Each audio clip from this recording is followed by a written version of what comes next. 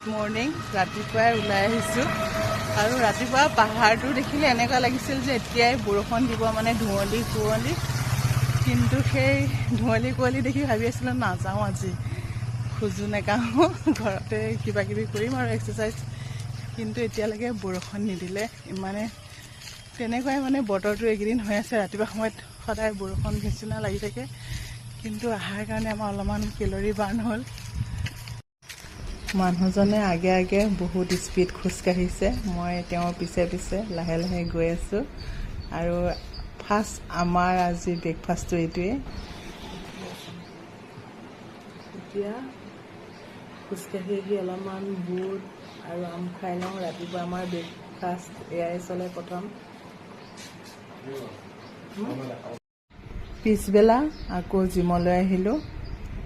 এসপ্তাহমান আহিবই পৰা নাছিলোঁ, আজি আকৌ বহুত দিনৰ পিছত আহিছোঁ। ৰেগুলাৰ অহাই নহয়, বৰষুণো বতৰ, এলাহ লাগে।